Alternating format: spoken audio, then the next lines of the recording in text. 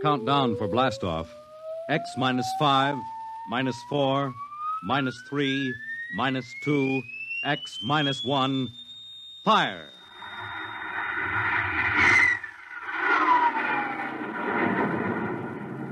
From the far horizons of the unknown come transcribed tales of new dimensions in time and space. These are stories of the future, adventures in which you'll live in 1,000,000 could-be years on 1,000 would-be worlds.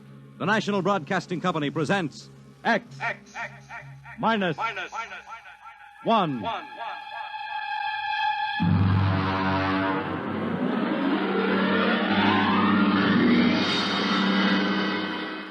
Tonight, Universe.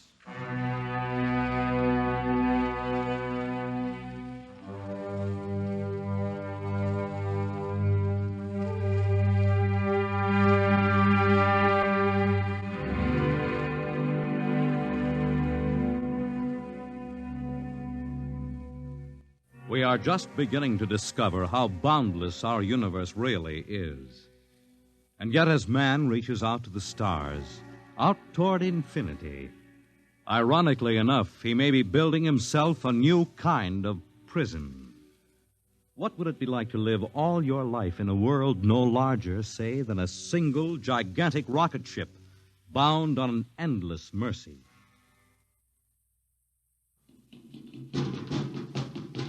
Hugh, look out! You all right? Yes, just missed me. What was it? A mutant with a slingshot, I think. Must have dashed down that passageway. Want to go after it? Oh, we'd never catch it, Alan. It's probably 12 decks above us by now. I didn't think they ever came down this far. Trolls usually get them before they reach this level. Well, they get more daring with each generation. This one looked like a female. Male or female, it might have killed us. I told you this trip was pure foolishness, climbing 24 deck levels to hear a crazy old man rave. All right, Alan, we're almost there now. Let me see, compartment X, 15, level 24. This is the place. This area smells as if it hadn't been visited by a sanitation crew for generations.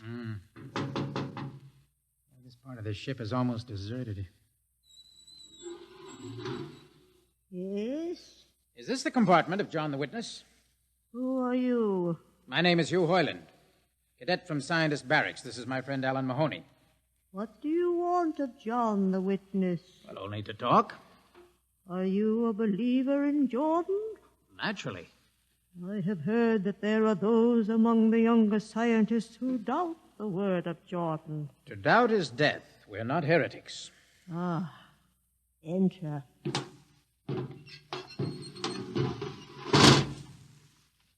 I've brought you a gift of tobacco, grown on the richest level.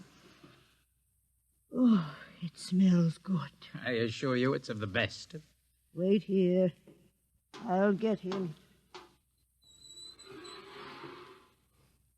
What a rat's nest. Shh. Well, what the devil do you think he can tell you? Alan, I'm not sure.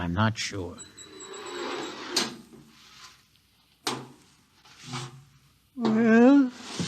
Are you John the Witness? I am. Good evening to you. I'm Hugh Hoyland. This is my friend, Alan Mahoney. What brings a gentleman of the scientist class to my humble compartment? I've heard that you and your parents before you have been keepers of the legend of the ship. Since Jordan gave the word. I'm anxious to hear the word as Jordan spoke it. Why? Because our young scientists, well, among them there have been some who talk against the word.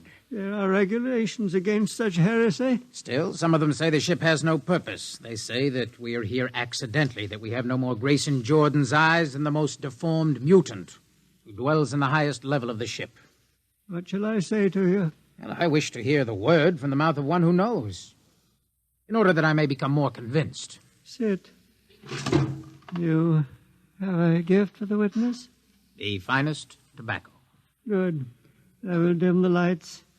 Now pay close attention, for these are the words as my father's father's father gave them to his son's son's son.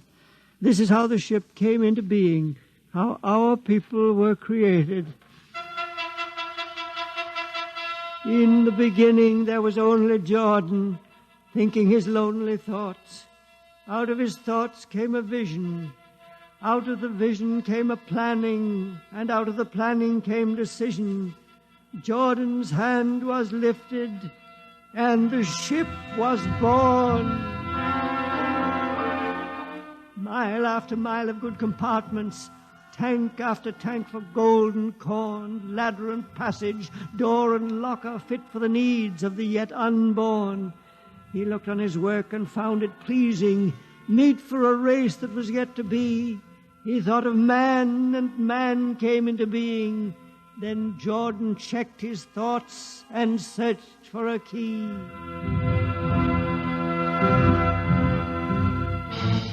Man untamed would shame his maker. Man unruled would spoil the plan. So Jordan made the regulations, and order came to the works of man. A crew he created to work at their stations, scientists to guide the plan. Over them all he created captain, made him judge of the race of man. Thus it was in the golden age. These are the true words? As my father's father taught them. But what of the strange beast-like people on the upper levels of the ship? Surely Jordan did not create them. Jordan is perfect. All below him lack perfection. You have heard of the legend of Huff? I have heard that he mutinied against Jordan. Darkness swallowed the ways of virtue. Sin prevailed upon the ship. And before wisdom prevailed and the bodies of Huff and his followers were fed into the converter, some of the rebels escaped and lived to father the mutants. They are tainted with the sins of their fathers. Witness, one more question. Speak. What is the ship? The ship is a great sphere, 25 kilometers wide and 100 levels deep. I know that, but the upper levels. The regulations forbid us to venture into the upper levels, but it is said that beyond the levels of the mutants lies the forbidden place where Jordan's spirit prevails. So I've heard, yet something troubles me. Something which prompted my coming here. Yes, my son. What lies beyond the ship? What? What lies beyond the ship? This is heresy. Answer me. I will not permit such talk. The ship is complete. The ship is universal. The ship is everywhere. The ship is endless. Your mutterings are those of a frightened old man. They answer nothing. You question the word. I think you lie. Hear me, Mr. Hoyland. For what you have already said, I can have your body fed into the converter, your soul launched on the endless trip. You threaten me. Hugh, for Jordan's sake. Do you think I fear this dried fig of a man? Hugh! Sir, my friend is impetuous. He does not understand. I might be persuaded to forget a substantial gift. Why, you pig. Hugh! Alan, come on. The sight of this so-called holy man offends me. You shall not leave. Don't try to frighten me with that gun, old man. Remain where you are, heretic. I warn you, put down that gun. No, closer. Drop it. No, very well, then. Death to the heretic. Alan, get him. Alan, he's not breathing. Is he dead? I don't know. Come on, Hugh, we've got to get out of here. Right. Nowhere. We can't go back. They'd feed us into the converter before we could even... What's that? An alarm. That old woman must have turned it in. Come on, Alan. The patrol will be here in no time. Where can we go? Yes, where? The upper levels. No, the mutants. We'll have to take our chances. Come on, Alan, let's go. Listen, that's the patrol. Come on, we've got to climb. There's a hatchway down the corridor. All right, quickly. Oh, we fire! Alan, up, ladder, up. Come on, Alan, come on.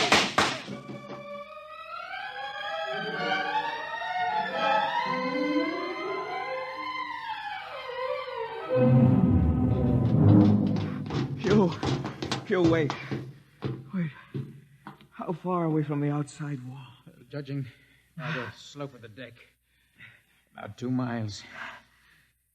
Alan, let's try this passageway here. If you hadn't asked him that stupid question. Now, there's no use going over that. But why did you do it? I've been thinking about it for a long time.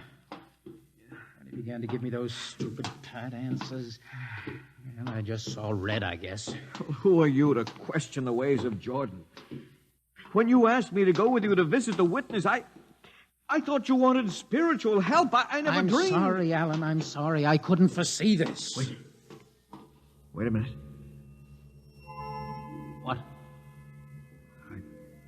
I saw something move. Where? Near that bulkhead. I don't see anything.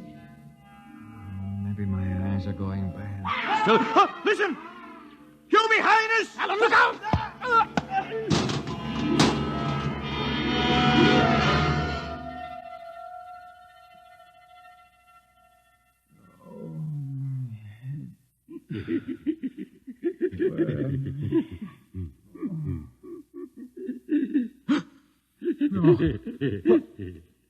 What are you? Put away that knife.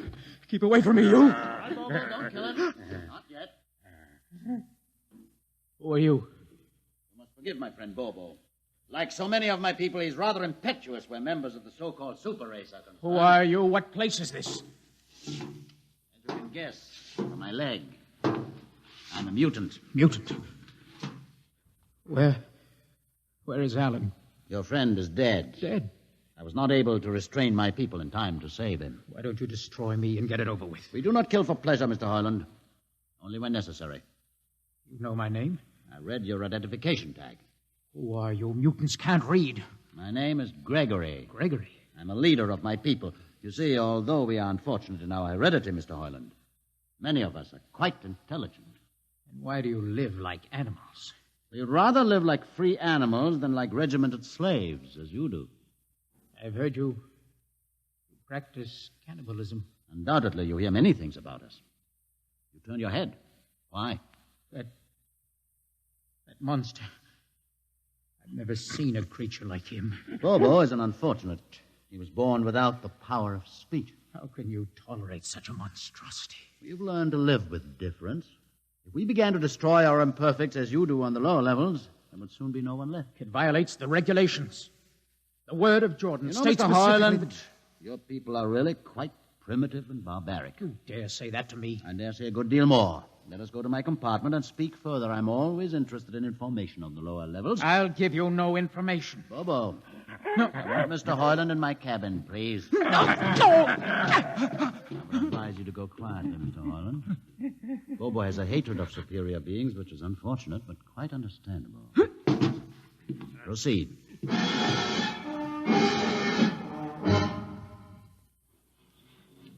Enter, Mr. Heinlein. This is where you live? Yes. But you have books.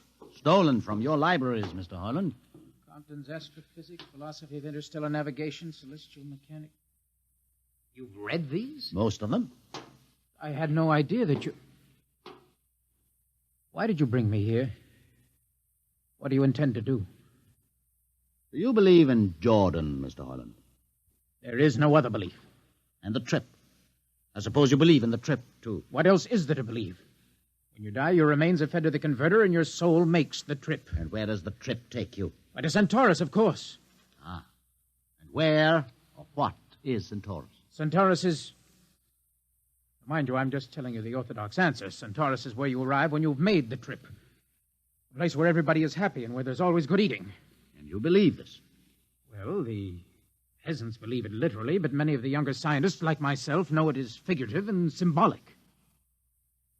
Why do you ask? Did it ever occur to you, Mr. Hoyland, that the trip is exactly what your peasants believe it is? What? And that the ship and all the crew were actually going somewhere, moving? The ship can't go anywhere. It already is everywhere. Imagine a place bigger than the ship, much Bigger? with the ship inside it, moving inside it. There can't be any place bigger than the ship. There just wouldn't be any place for it to be. Oh, for half's sake, listen. You know the lowest level? Of course. If you started digging a hole in the lowest level, where would that hole go? It's forbidden to think such thoughts. Where would it go? I can't think about it. Bobo, we're going to take Mr. Hoyland to the place. No. Where are we going? To the top level. But that's certain death. Nonsense. I've been there 1,000 times. Come along. No, I won't. I won't. You can't make me. I think we can. No, please. Now, shall we proceed peacefully, or shall I have Bobo persuade you?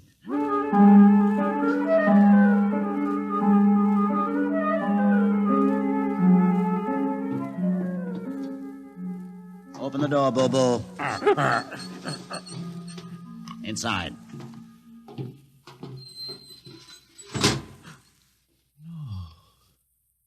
What place is this? This, Mr. Hoyland, is the main control room. Why, Mr. Hoyland, you're trembling. It isn't true. No, there's no such place except in mythology. Ah, you younger men are so wise, Mr. Hoyland, except for one thing. This happens to be the main control room of the ship. Main control? But it's just a huge room with an instrument panel. And what did you expect? How do you know this is the main control room? See these instruments? Using them, the navigator many hundreds of years ago actually steered the ship on its voyage. I don't understand. I didn't suppose you would. Sit down. Very well. Look up. What do you see? A huge shield. Watch it for one moment, Mr. Hoyland. You're going to see something that few of us have ever been privileged to witness. What are you doing? I'm dimming the lights. Don't be frightened. Keep your eyes focused on the shield above us. Ready? Watch. It's sliding back. Ghost of Jordan. Well? What am I seeing? The universe, Mr. Hoyland. The universe in all its beauty. The stars, the planets, the suns and moons and constellations. No, it can't be. The ship is the universe. There is nothing but the ship. Ah, but there it is. You see it before your eyes, spread out like a canopy of glory. Do you still deny it? Answer me, Mr. Hoyland. Do you deny it? No, I can't deny it. They've lied. They lied to all of us. Good. I have showed this to others of your people whom we captured, and though they saw it before their very eyes, they would not believe it. Please tell me all about it. Tell me the truth about the ship and about the universe. What are these things? How did this come about? Many thousands of years ago, on a planet like those you have just seen, a planet called Earth, a scientist named Jordan decided to build a ship that would carry men from one planet to another. For many years, Jordan and thousands of others studied and planned. And when they were finished, they built the ship. A ship so large that it had to be assembled in its own orbit beyond a place called the moon. 60 years it took them to construct. And when it was finished, a whole new science had been conceived. Then the trip was begun. The trip that was to land a colony of Earthmen on a far-off planet called Centaurus, millions of light years beyond the furthest planet ever reached before. How do you know these things? Among my books are the log, which Jordan himself kept, and the records of the journey for the first 40 years. What happened? There was a mutiny. A man named Huth led a rebellion of those who wanted to turn back. In the struggle, the navigators were killed. The crew fell into a state of anarchy. In the years to follow, small groups of men tried to organize the ship for navigation, and each time they failed. Finally, the whole idea was abandoned. And so, for centuries, we have swung in space, unmanned, undirected, living in a lost world of our own making, without purpose, without direction. Why have you told me this? Can't you guess? You want to finish the trip.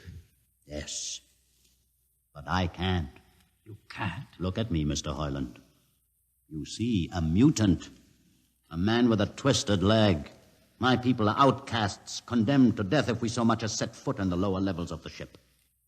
The main drive is in the lower levels where my people are forbidden to go. No. It would mean that both our people would have to work together. Our differences encouraged rather than denied. All right. I'll see the captain himself. I have an uncle on the Central Board. I'll tell him what I've seen here. And do you think he'll believe you? Send one of your people with me. That's asking a good deal. I'm risking a good deal by going back. Very well. Bobo will go with you. Bobo? He can't talk. There will be no need for talk. I will write a message guaranteeing safe conduct for a group of unarmed scientists to visit the main control room. Bobo will take you safely through our territory. What happens when you reach your own level is up to you.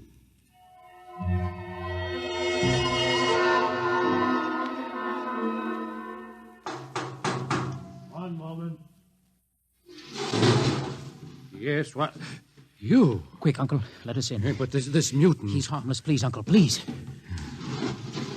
Now, what is this? You're wanted for... I know all about that. Uncle, listen.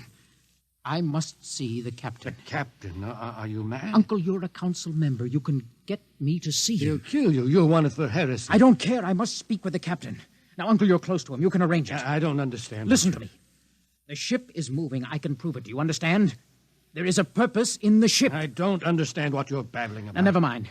Just talk to the captain. Tell him I have information of tremendous importance. Tell him I've arranged a truce with the mutants. Truce? Here. Show him this paper. Signed by their leader. Do it, Uncle, for my sake. I don't know what... Uncle, please, if I'm to die, let this be my last request to you. Very well. I'll speak to the captain.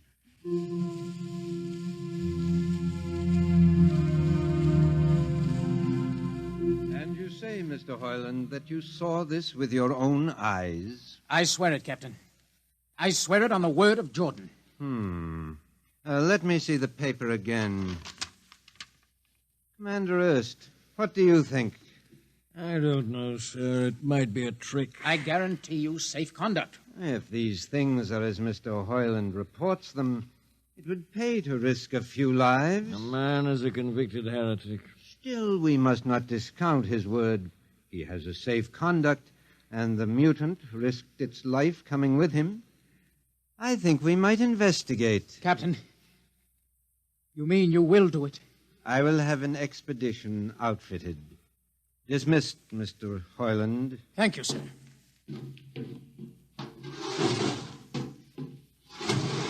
Captain, do Commander you... Erst, Sir. you will make the necessary arrangements for an expedition. And I trust you understand. Perfectly, sir. Perfectly.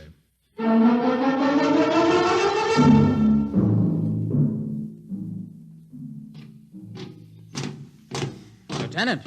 Mr. Hoyland? You better halt your men here. This is the spot. Patrol! Halt! Well, I see no welcoming party of mutants. There'll be none. Their leader will meet you inside the main control room. You don't say. Just where is this main control room? Beyond that door. I see.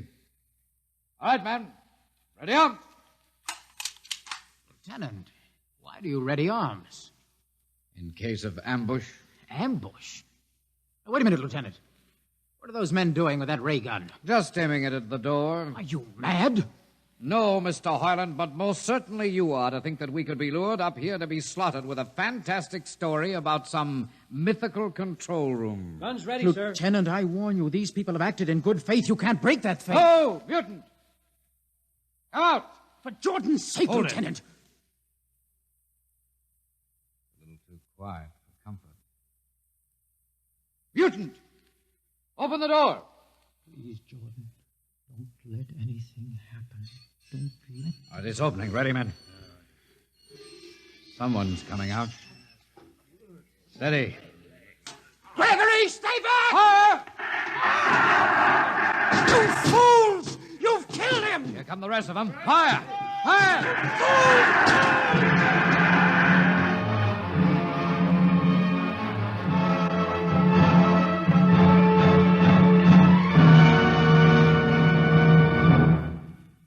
That should teach them a lesson they won't forget. All right, men, inside the room. Come along, Harlan. You're under arrest as a conspirator in this ambush. Ambush, you fool. You blind, stupid fool. All right, that'll be enough. You've been inside this place before? Yes. What's this machinery? These are the controls he would have used to steer the ship. Gone out of his mind, Lieutenant. Steer the ship? Who? The leader, the one you killed. This ugly mutant? This ugly mutant. happened to be a man of true genius. Why, you're mad. Am I?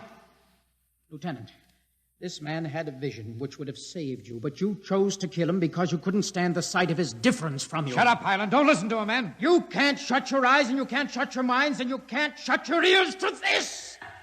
The roof's moving back! Yes, look! Let the vision of this confound your ignorance and blind your eyes. This is the heritage of stars and open skies, for which men have yearned for centuries. Try to destroy this, and you will only destroy yourselves. Back to the heritage!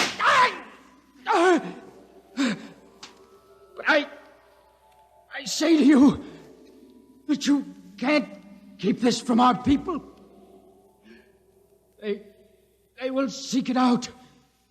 The ship will be manned, and the ship will be steered, and there will be freedom, purpose, and respect for ourselves. This is your heritage. Look upon the universe. Kill him!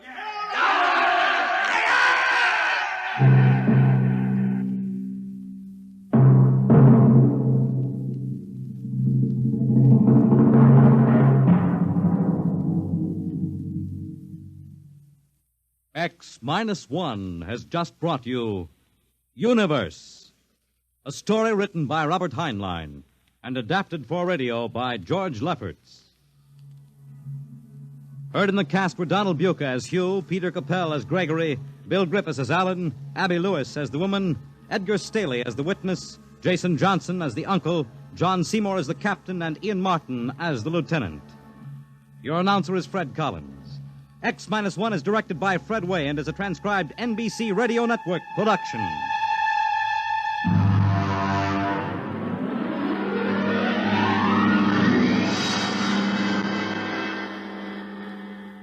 And now, next week we have a strange story to tell. A sweet, blood-curdling little story that is really only 2 sentences long. The last man on Earth sat alone in a room, and then there was a knock on the door. What knocked on that door? You'll find out next week on X-Minus 1.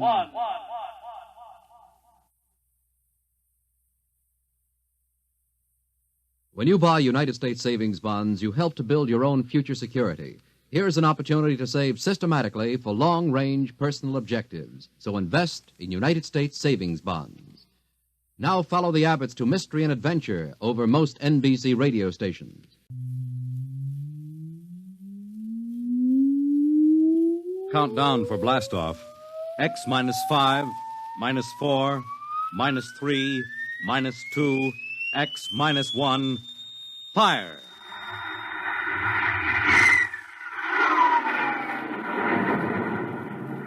From the far horizons of the unknown come transcribed tales of new dimensions in time and space. These are stories of the future, adventures in which you'll live in 1,000,000 could-be years on 1,000 would-be worlds. The National Broadcasting Company presents X-Minus 1.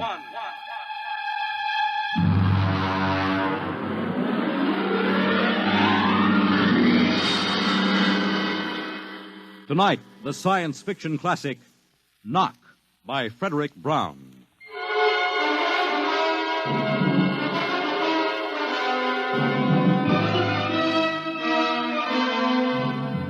Tonight we have a strange story to tell. A sweet, blood-curdling little story that is really only 2 sentences long. The last man on Earth sat alone in a room. There was a knock at the door.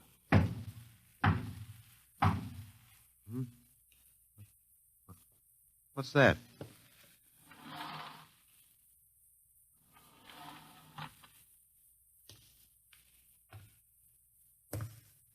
Good morning, man. What? Who are you? You have regained consciousness. Who are you? I am Zan. I'm still asleep, I must be. You are not asleep. Maybe if I close my eyes, it'll go away. I will not go away, man. No.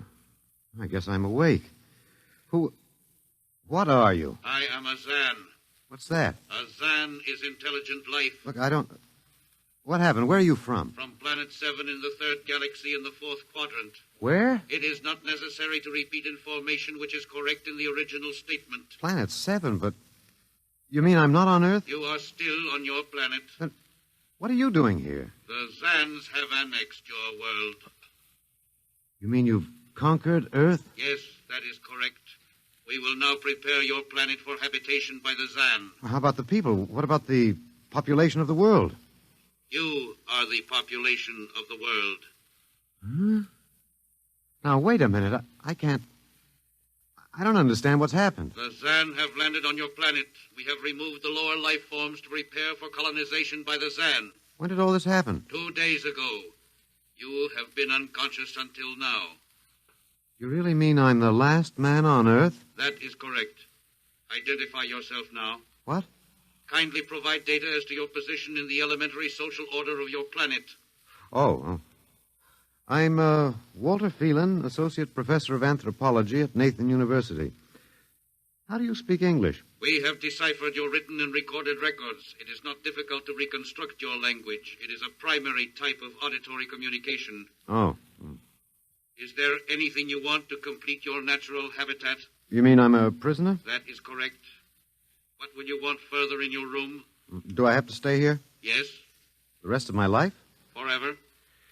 You better bring me my books. That will be done. That's rather considerate of you. You know, I've got to call you something. Do you mind if I call you George? It is immaterial.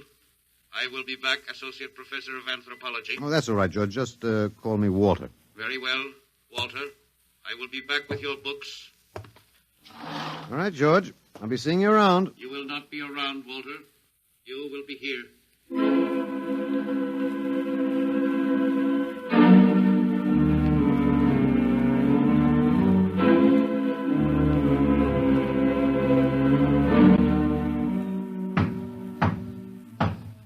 Come in. Oh, hello, George. Hello, Walter. Wait a minute. You're not George. You're different somehow. It makes no difference. The Zan are many, and they are one. Then I'll call you George, too. I'll call you old George. What can I do for you? Point 1. You will please henceforth sit with your chair facing the other way. Uh-huh. I thought so, George. That plain wall is different from the other side, isn't it? That is correct.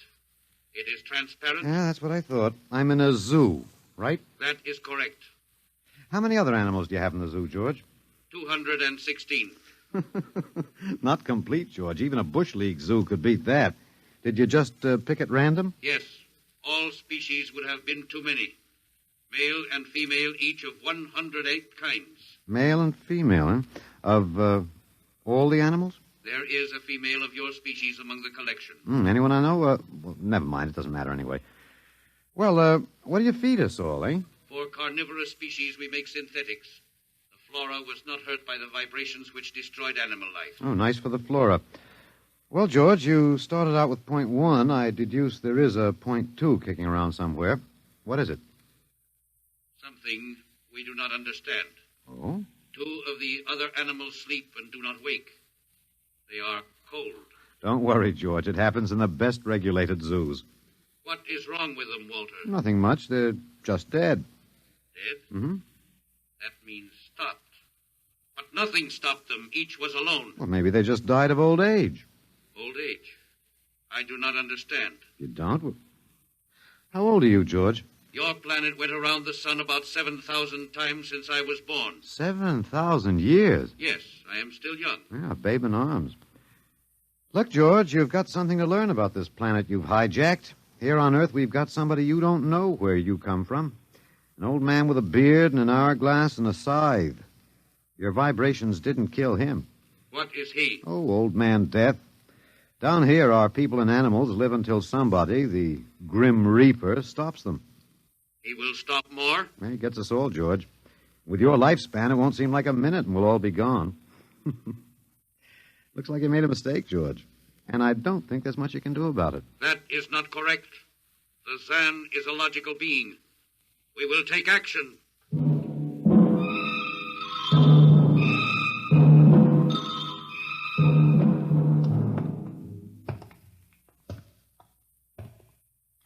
George, where are you taking me? We will be there shortly.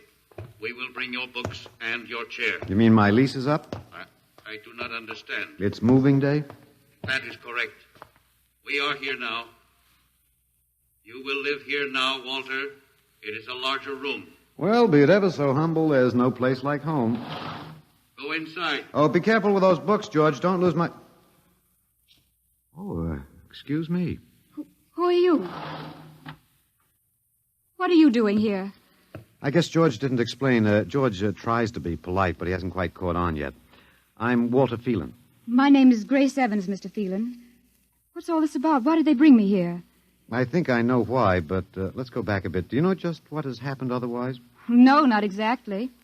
Well, I've been talking to George. George? Well, that's what I call them, all of them. There's no way to tell them apart anyway. There aren't many of them here yet. They come from outside the solar system, sort of an advanced scouting party. I saw their spaceship. It's as big as a mountain. Yeah, they're moving in on us. They cleaned off the Earth with some kind of vibration. It destroys all sorts of animal life. I don't know whether they did it all at once or if they had to circle the Earth a few times, but they killed everybody. No. I was afraid The cheerful note is that you and I and 200-odd other animals were picked up beforehand as specimens for the zoo. You do know this is a zoo, don't you? I suspected it. But I don't remember anything about being captured. I just woke up here. Well, my hunch is they used the vibrations just low enough to knock us all out. And then they cruised around, picking up samples at random. When they were all set, they turned the juice on full blast. How terrible. Yeah, well, they solved a lot of problems for us. Housing shortage, wars, even the atomic bomb. I don't suppose the human race, you and I, have to worry about anything now. It's awful. Only they made a mistake. They underestimated us. I don't understand. They thought we were immortal. That we were what? Immortal, like they are. Oh, they can be killed, but the Zans don't know what natural death is. They didn't know anyway until they lost two of us yesterday. You mean there are more than two of us? Oh, not more of our species, no. These were merely fellow animals, a rabbit and a canary. And by the Zan's way of figuring time, the rest of us are only good for a few minutes apiece. It's a joke on them. They figured they had permanent specimens here in the zoo. Well, didn't they even know we'd all die eventually? I don't think so. George, that is the second Zan I saw, told me he was 7,000 years old, and he's young by their standards. When they learned how quickly we die, they were practically shocked to the core, if they have cores. How can you talk that way about it? Academic detachment. I learned it at faculty teas. At any rate, they've decided to reorganize their zoo. 2 by 2. What, are they going to keep us locked up together in this one little room? Yeah, I'm afraid so. There's plenty of furniture, though, and George promised to bring me my chair.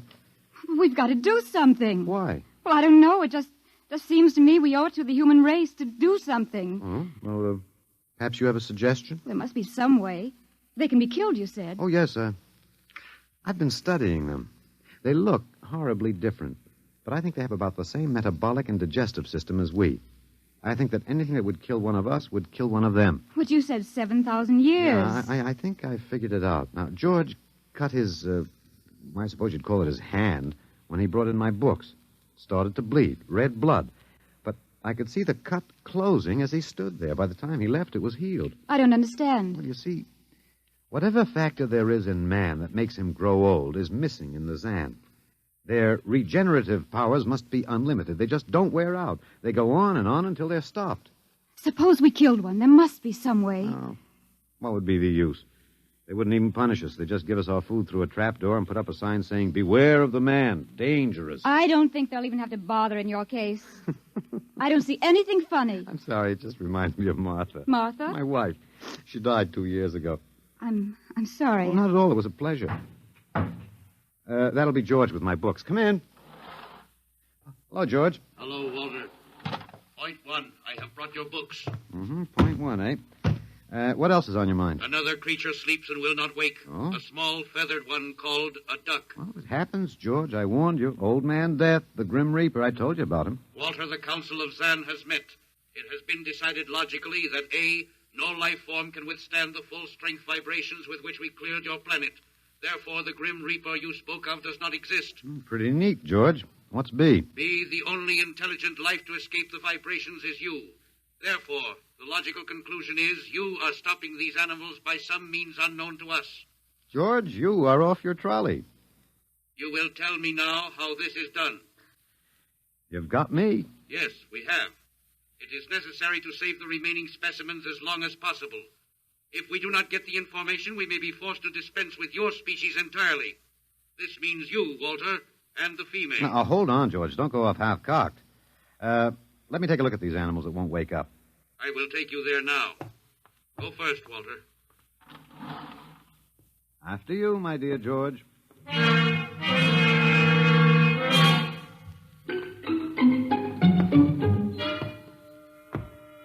This is the weasel. Now, you should have got him in the winter, George. The fur's worth more then. It's ermine. This is the reptile cage. Mm-hmm. Here are the ducks. That is the male. The female has been stopped. Yeah, lucky girl. What's the matter, fellow? Lonely? Walter, you will tell me how you stopped the female duck. Oh, you got me, George. I didn't do it. Maybe she died of the Dutch elm blight. Walter, you are not being logical. We have concluded you are stopping these animals. Tell us now how it is done. I've told you, George. I haven't the foggiest notion. Very well. We will have to take further action. Oh, what are you going to do, George? We will go back now to your room.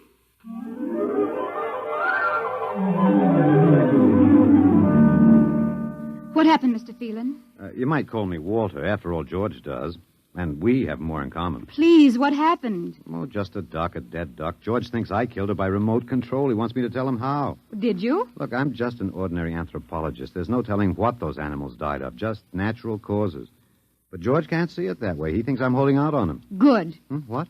At least we can get back at them some way. At least we can do something to them. Well, why? After all, George isn't a bad fellow, if you like an ant mentality. How can you say that? Well, they murdered the whole the human race. I suppose so, but we can't change that now, so why think about it? We just can't sit here and do nothing. I fail to see how we can do anything else. But at least we could be fighting. I can't see the virtue in that. I was more or less content with my books, and we've got George to talk to. Of all the men in the world they had to pick, don't you want to fight back? Don't you want to keep on fighting to the end? It hadn't occurred to me. But we've got to, Walter. Why? Well, I can't really explain it, but, Walter, if there was any good in man, it was that he kept on struggling against nature and, in the end, even against himself. But he kept on fighting for what he thought was right, and we're all that's left. Walter, we just can't end by giving up. We've got to keep on fighting. You know, you do remind me of Martha. There isn't much left for us. We could beat them in this one small thing. We can pretend there's a secret about death. We could refuse to tell them anything. Well, there isn't anything to tell. But they don't know that. Promise me you won't give in. Well, I suppose the worst they can do is kill us. All right, Miss Evans. Hello, George. Hello, Walter. Now you will tell us how these animals are stopped. George, this may come as a shock to you, but I've decided not to tell you. Why? Oh, a romantic attachment to lost causes. My grandfather was a Confederate officer. Walter, you are not being logical. Neither was my grandfather. He charged a Yankee battery with 1 round of ammunition and a corncob pipe. You are not logical, but that is expected in lower life forms. You will come with me now, Walter. Where are you taking him? To the 2nd level. Go now, Walter. You won't tell them. I can't guarantee anything, but as of now, I don't intend to. We've got to fight, Walter. Remember that. We've got to go out fighting. Yes. Yes, I think you're right. Go now, Walter. Goodbye. It's been a pleasure, Miss Evans. I am waiting. Go now, Walter. After you, my dear George.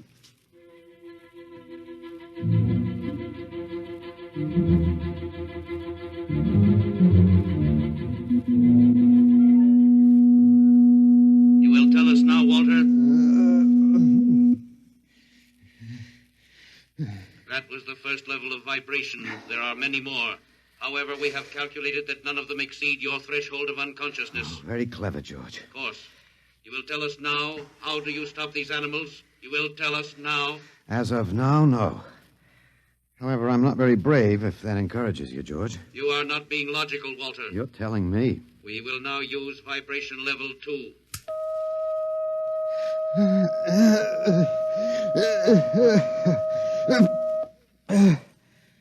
Walter, Walter, you are still conscious. Let me alone, George. You will tell us now how you stopped the animals? Let me alone. We have had vibration levels 1 and 2. There are still 15 more before your threshold of unconsciousness. No. Let me alone. Walter, listen to me. Another creature sleeps and will not wake. We must know now. It's tough. You better start vibrating again, George. No. What? It would not be logical. We have calculated that no further level of vibration will overcome your irrational psychological block. We conclude you will not tell. Let me go? That is correct. That's real nice of you, George. I appreciate it. We have calculated that the resistance of the female of your species will be lower. We will now place her under the vibrations. No, George, you can't do that. No, listen, George. George, there is no secret. Can you understand that? There is no secret. Those animals died from natural causes. I'm telling you the truth. That is not a logical answer. We will get the woman. I've told you the truth. Can't you understand? We must know now. The female animal cage next to the duck has been stopped. We must preserve the survivor. The animal next to the duck? We will bring the woman here. She will tell us after the vibration. No. Listen, George. You want the truth? You want to know how to save the mates of the animals that have been stopped? You will tell us now? Yes, I'll tell you now. I give up. But you've got to promise to leave the woman alone. You promise, George? If we receive the answer from you, Walter, there will be no further need for the vibrations. Well, I guess that'll have to do. All right. Take me to that stopped animal. I'll tell you how to save the mate. Very well, Walter. You are being logical now. We will go.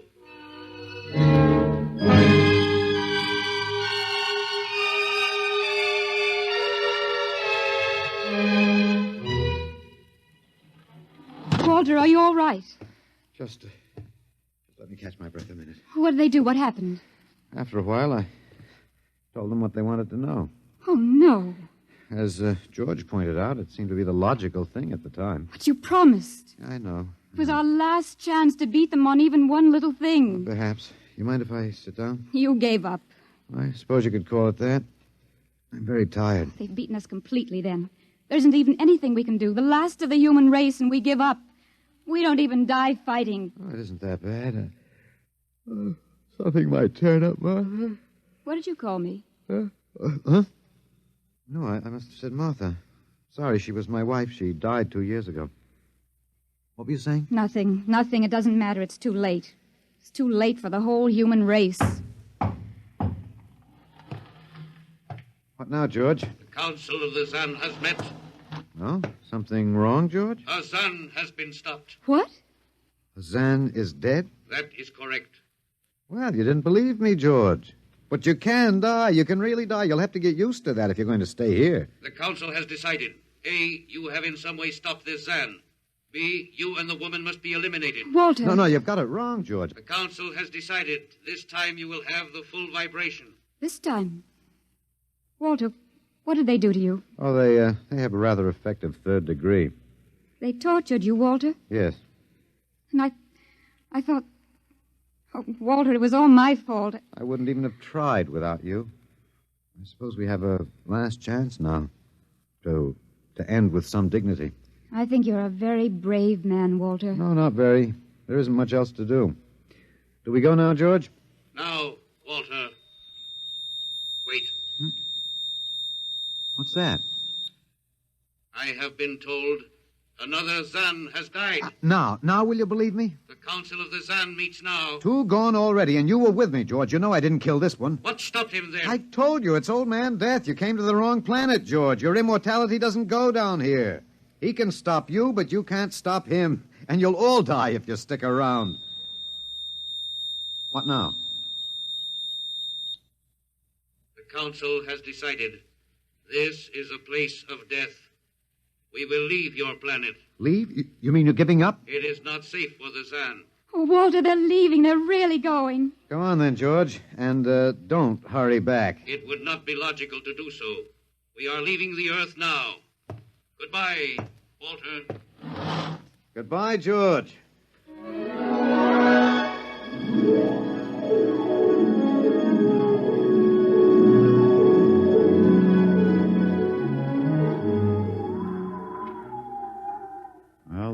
aboard now. So wonderful to feel the sun and the wind again. Yeah, they've closed the hatches. Walter, is it safe for us to be out here? Yes, they're not interested in us any longer. They only want to get away. And I want to see this, Grace. The Zan leaving Earth forever. They're blasting off. There they go. Yes, it's all over now.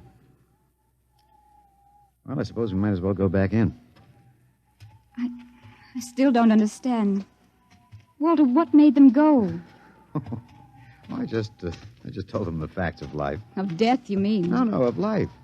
After all, I thought George was old enough to know. At 7,000 years, he was going to be a pretty big boy. I wish you'd stop joking and tell me what happened. Look out for the step. Well, you remember when the first animals died? The rabbit and the duck? Yeah, and their mates just started to pine and waste away? Yes. Well, that worried the Zan. They wanted to keep the last specimens alive if they could. So finally, I broke down and told them about affection. Affection? Yes. And then I introduced Donald. Donald? Who's that? Here we are. Grace, meet Donald. Oh, Walter, please. What does affection have to do with it? That's what the Zan wanted to know. I told him it was love that made the world go round. That having lost his mate, Donald would die immediately unless he had affection and constant petting. Petting? Hmm? I even showed him how. Here, fella, come on. Come here. Yeah. I held Donald in my arms, and I petted him a while. Then I let the Zan take over with the animal in the next cage. What animal? Take a look. You mean this cage? Mm-hmm. Watch out. Don't go too close. Walter, it's a rattlesnake. Yes. Their metabolism made it impossible for them to die of old age, but I had a hunch that they could be poisoned. Then it was the snake that killed the two Zan. Mm-hmm. They never even knew what bit them.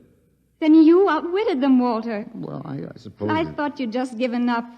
Oh, Walter, I'm so ashamed. You don't have to be. I had given up. I probably wouldn't have fought if you hadn't pushed me. Well, we've got a world to plan. A new world, Grace. I know. We'll have to decide which animals to let out of the zoo and which ones would be safer to keep in. But first, there's a bigger problem. What's that? The human race. Oh. We've got to make a decision about that. Pretty important one. Yes, but... It's been a nice race, even if nobody won it. Of course, it may go backward for a while until it gets its breath, but we can save the books and all the most important things and get it started ahead once more. No. It's the Garden of Eden all over again. But Eve, you'll have to watch out for that snake. Now, don't be ridiculous, Walter. You know, funny, you even blush like Martha. Only you're stronger than she was. Prettier, too. I wish you'd forget about Martha. I think I will, my dear, if you'll give me time. Now, Walter Phelan, you listen to me. If you think for 1 minute that I thought it would never happen to me again. But it is love that makes the world go round. So, Grace, if you could only... No. I wouldn't marry you if you were the last man on Earth. But that's exactly what I am. I don't care. I don't even want to talk about it. I'm going out. All right, my dear, but think it over. And please come back.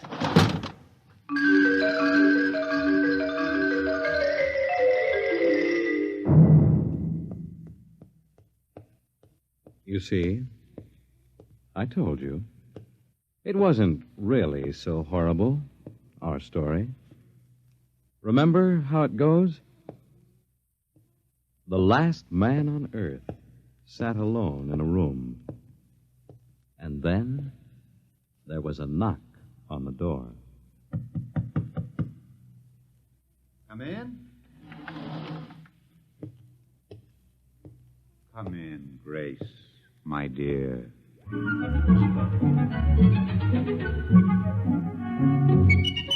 You see, it wasn't horrible at all.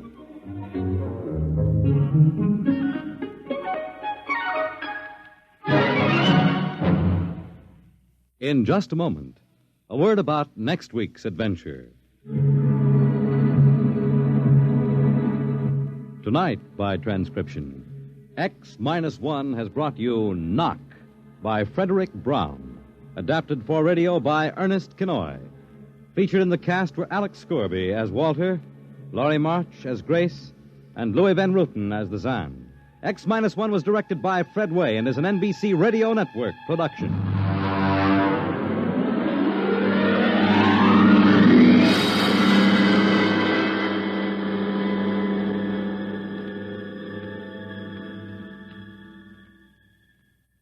And now, next week.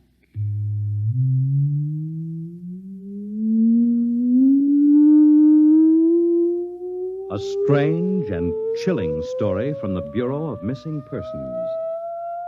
The story of what occurred when they accidentally intercepted a short-wave message, a cry for help from a missing atomic scientist who told them the fantastic story that he was now the man in the moon. How did it happen? You'll hear next week at X minus 1.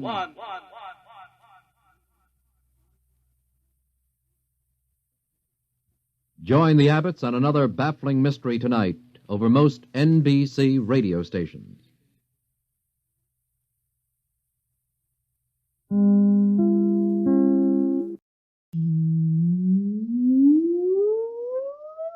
Countdown for blastoff. X minus 5, minus 4, minus 3, minus 2, X minus 1, fire.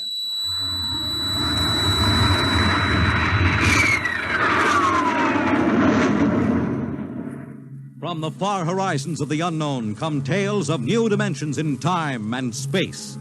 These are stories of the future, adventures in which you'll live in 1,000,000 could-be years on 1,000 would-be worlds.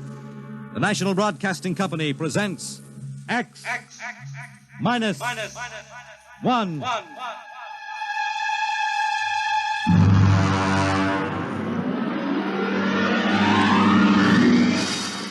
Tonight's story, The Man in the Moon.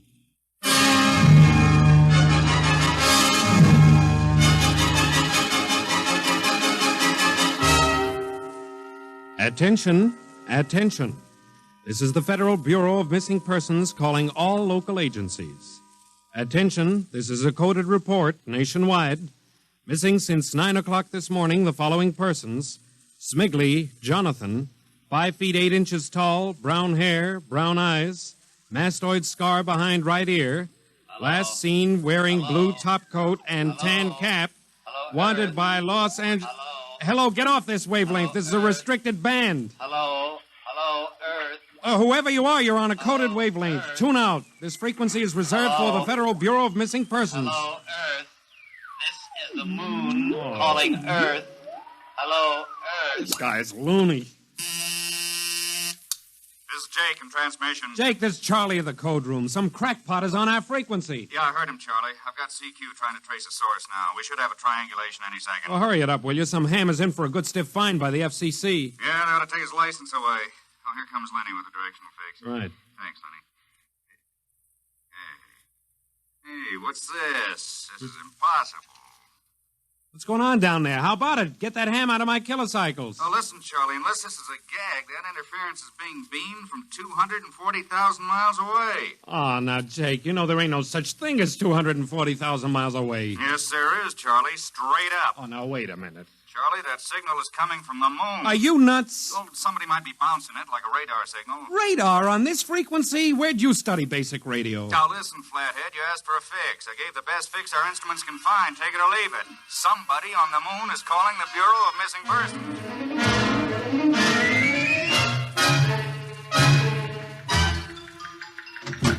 Mr. Timken! Mr. Timken! What's the sweat, Charlie? Shouldn't you be broadcasting? Listen, Mr. Timken. You know I'm a sober citizen, right? Hmm? Never once have I broadcast with the smell of alcohol on my breath, right? Right. In all your 12 years here at the Bureau, did I once what's ever... What's the matter, Charlie? We're picking up a message on our wavelength. Well, did you report to the FCC? I ain't got the nerve. Well, what's wrong? You'll scream when you hear this, Mr. Timken. You'll jump right out the window, but... we are getting an SOS from the moon.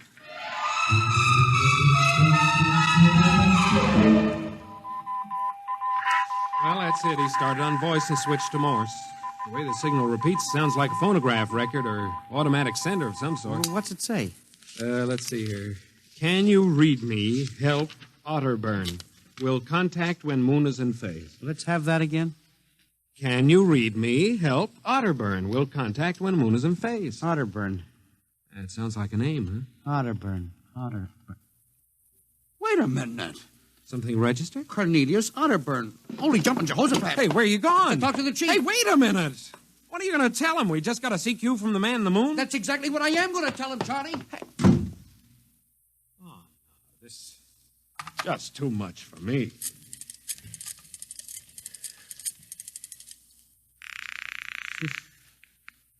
Washington Star Ledger. Let me have O'Brien on city desk. A moment.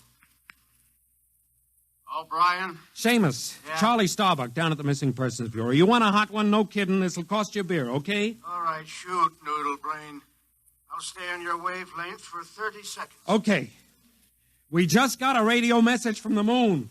Yeah. What? From the moon. Call me back when you're sober.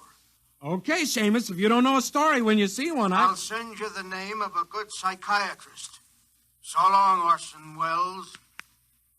How do you like that? You don't believe me.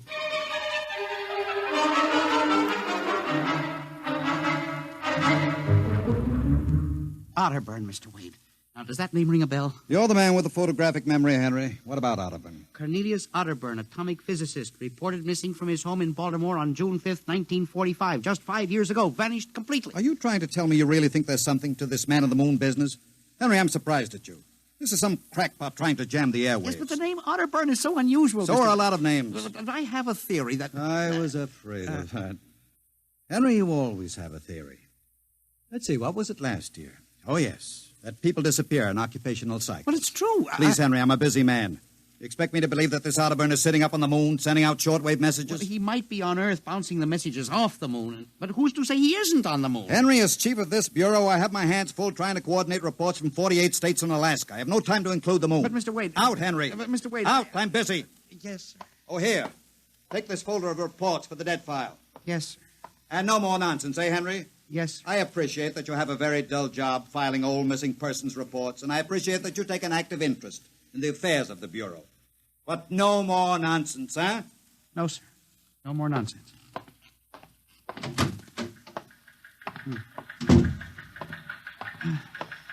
Pardon me. Hmm? You are Mr. Henry Timken. That's my name. Permit me, Jefferson Philo, scientific feature writer. Oh, how do you do? Oh, are you a newspaper man? Not exactly. I write as a hobby. Occasionally, the papers give me leads on an assignment. If I may have a moment of your time. Oh, certainly. Just sit down at my desk over here. Thank you. My, that's quite a stack of papers. Filing. I'm the records custodian of the Bureau. 12 years and never misplaced a record. Magnificent. I admire the precise mind, Mr. Timken. Of course. Now, Mr. Timken, Mr. O'Brien, the editor of the Star Ledger, said I might drop by and investigate a rumor. Only a rumor, mind you, that a message from the, moon? Well, we aren't certain it's from the moon. It may be a bounce. They have bounced radar waves off the moon, you know. Yes, I know. I wrote the first newspaper article on it. Really? I'd be interested to read it. I must have a copy in my Well, briefcase. don't bother. Oh, but I insist. Oh, yes. There you are. I'll leave it on your desk. Oh, thank you very much. Now, about this message from the moon, Mr. Timken. Well, now, we don't know for sure, as I said.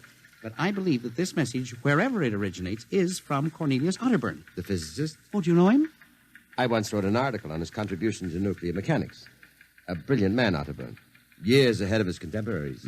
Well, whoever is sending those signals, if he isn't on the moon, is at least using the moon as a sounding board, bouncing the signal. But why, Mr. Timken? Why? Well, if you will come here tomorrow night at 8, Mr. Philo, we may learn the answer to that question. I've arranged with Charlie, our radio man, to let me use the equipment.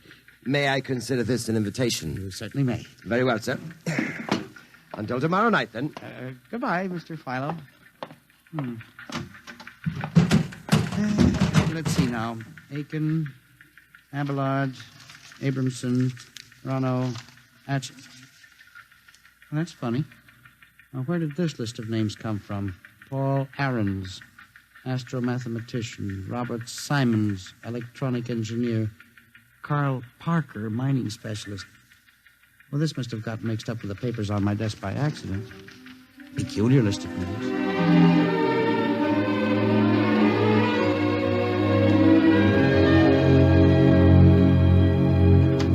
Oh, good morning, Charlie. Oh, hi, Mr. Timken. See, we made the papers. Oh? And how? And as the chief steamed up about it, he really gave me what for. What did the paper say? Oh, mostly ha-ha. Here's the Herald. Listen. Man on the moon contacts Missing Persons Bureau. Missing atomic scientists sitting on the moon, say Bureau experts, etc., etc. What a panning. Well, no wonder Mr. Wade is hopping. Say, about tonight, Miss Timken, I don't Now, know. you promised you'd give me a key to the radio room. Yeah, but I didn't expect Well, this. I'll take full responsibility with Mr. Wade. Not the time for the morning broadcast. We got quite a list today. Well, mind if I listen a while? We may hear Otterburn. Well, I ain't self-conscious. Just stick around. Yes. Attention. Attention. This is the Federal Missing Persons Bureau calling all local agencies. Nationwide. This is a coded broadcast. The following persons are missing. Aaron's Dr. Pohl, 5'5", brown hair, brown eyes, scar on left side of chin, thick glasses. Aaron's. Occupation, astromathematician. Missing since 6 o'clock this morning. Being sought by Bel Air police. Charlie. Repeat. Dr. Paul Charlie, Aaron. shut it off a second. Hold it. Delay 1 minute. Listen, Mr. Timken, it's okay to stay, but you can't interrupt Now, this. this is important. Did you say Dr. Aarons was reported missing this morning? 6 a.m. We got the report from Bel Air less than an hour ago. Are you certain, Charlie? Positive. What is this? Charlie, what's the next name on the list? Let's see. Simons, Robert, engineer. What? Came in less than 20 minutes ago. 20? Hey, what's the matter with you? You look like you've seen a ghost. It's nothing, Charlie, except that last night, quite by accident, someone left a list of names on my desk, and that list included the names of those 2 men who were reported missing within the last hour. What? Oh, that don't sound right to me. Well, it isn't right, Charlie. It leaves a big question to be answered. Who would make up a list of missing persons before they were missing, not after?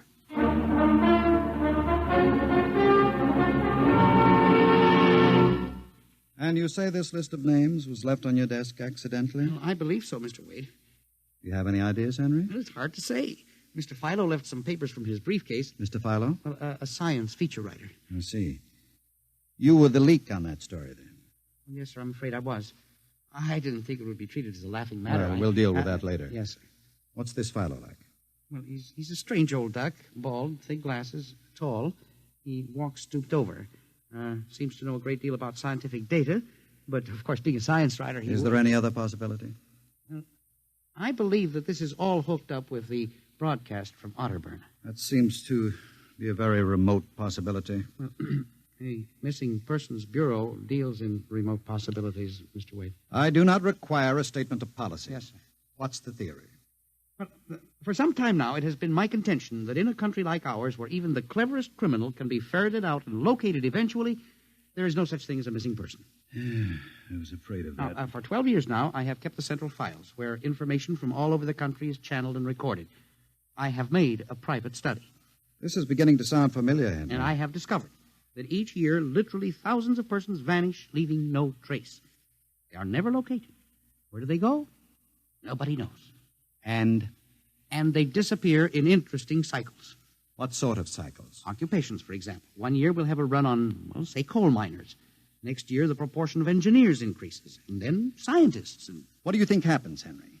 I don't know, Mr. Wade, but I'm beginning to suspect that somebody else has discovered the same phenomenon, even to the point, perhaps, of being able to predict who will turn up among the missing next. Philo? Well, I don't know. But I would like to find out. And you think Otterburn may be a part of this picture? Mr. Wade, I definitely do. Henry, do you honestly expect me to buy an idea like that? It is more than an idea. The 2 top men on this list are missing, and... Maybe so, but the rest of them aren't.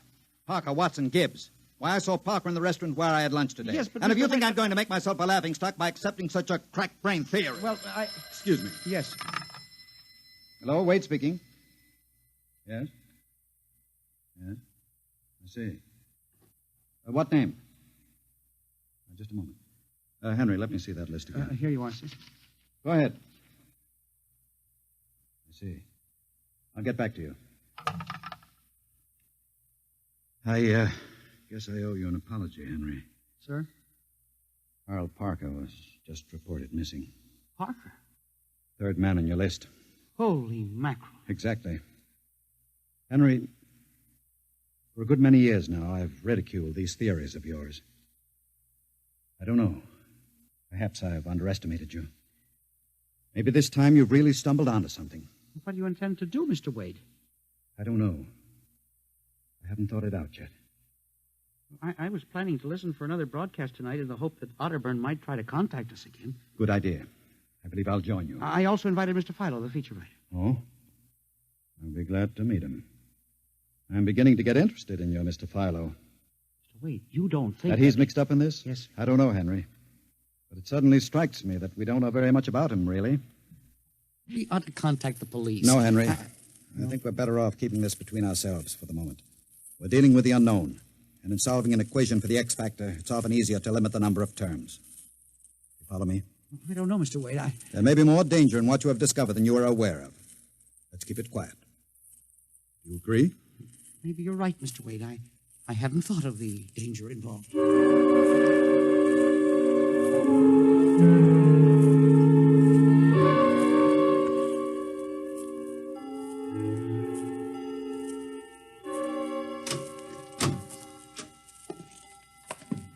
8 o'clock. If Mr. Philo is late. Well, he said he'd be here. He strikes me as a man who keeps appointments. Look out the window. Yes. The moon is almost in direct phase. We can't wait much longer. Well, it's a perfectly clear night for transmission.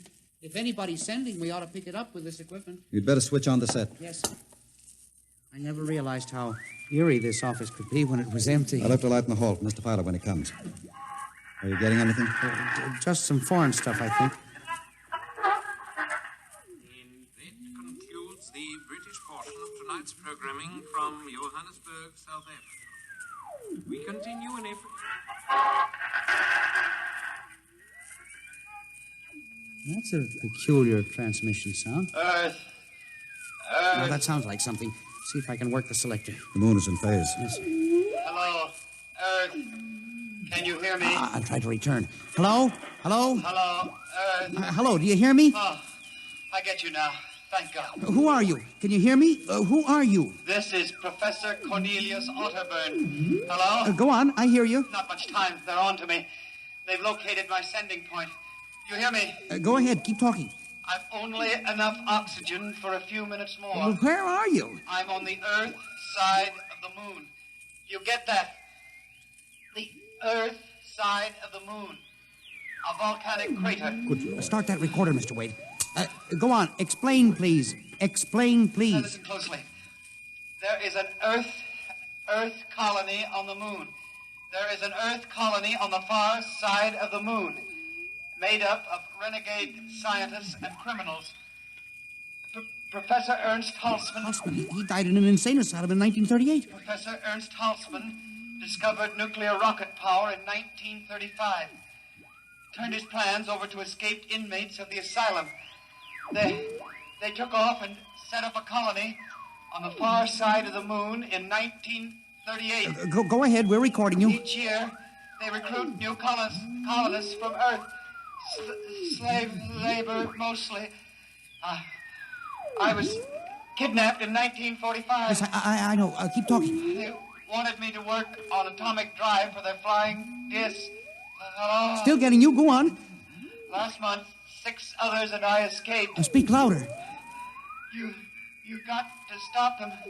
Stop them. Stop who? The moon colony, planning to take over the Earth. Invasion. Oh. Hang on. No oxygen. Hard to breathe. Listen.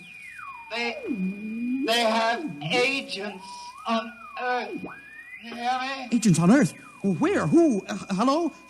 Agents in... Henry, look out. Someone at the window. Get down. Henry, are you all right? I think so.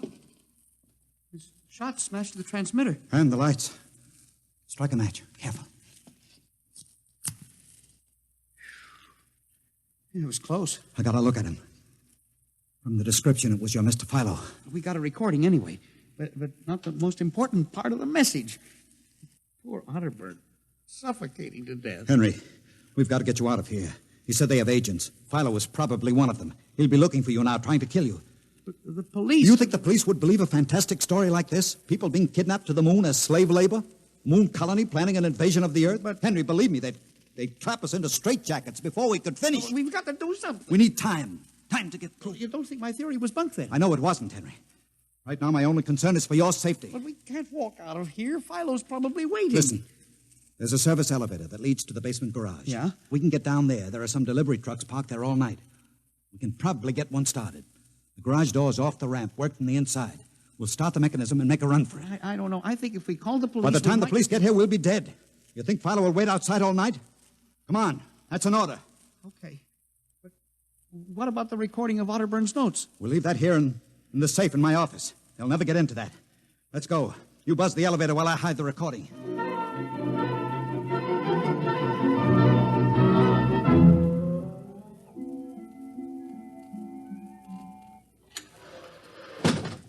This is the basement. Come on. Keep to the side. Yes, sir. Shh. Let's try that delivery truck over there. I'll get in. All right, Henry. You start the mechanism to open the garage door, then jump onto the truck. Yes, sir. We'll make a dash for it. Where can we go? I have a farm outside Chevy Chase. It's private. Miles from the nearest neighbor and completely hidden by trees. We'll run for that. Go ahead. Start the door up. All right.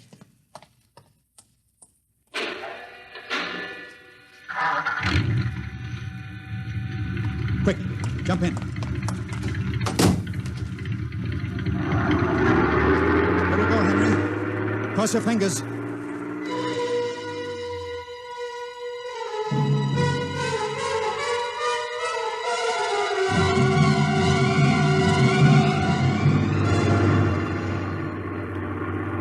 We made it out all right. Anything doing? There's a blue coupe behind us, Mr. Wade. It's easily following. I'll cut up Pennsylvania Avenue. Now Route 1, toward Baltimore. It is following. He turned with us. Can you go faster? Not much faster. Well, he's gaining on us. I've got an idea. Hang on, Henry. Yes. Why'd you stop? I'll turn off the lights.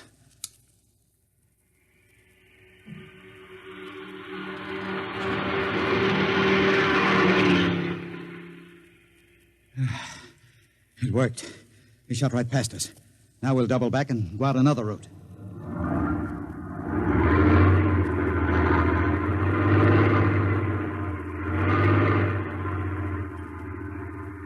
Well, I don't see anything. I think we've lost him. Good.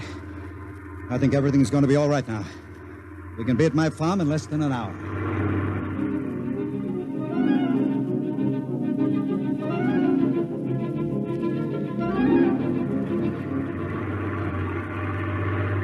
Not much longer now.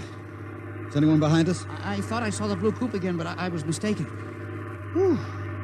This place is really hot in the wilderness. We can stay here indefinitely till we'll figure out the next move. Just up this dirt road now. There's the house up ahead. You're not going toward it.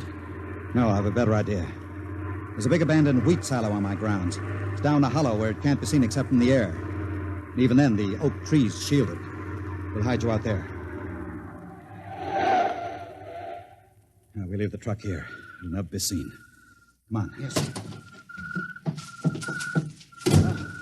How did you ever find this place, Mr. Wade? I've always liked seclusion. I bought it about 12 years ago. Come up here in the summertime to get away from it all. There's the silo. It's certainly well hidden. There's a small door around the side. Come on. Be careful of those bushes. Yes. It's hard to see them in the dark. Do you suppose Philo will find us? I assure you, Henry, Mr. Fowler will never find us here. Not in a million years. Here's the door.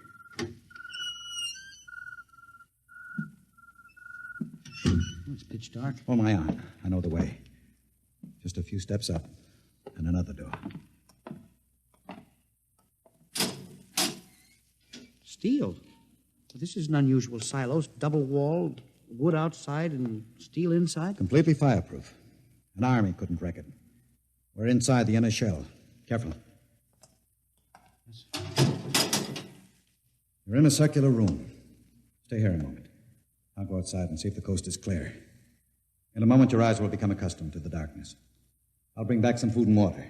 Don't be long, Mr. Wade. This place gives me the willies. Just a moment.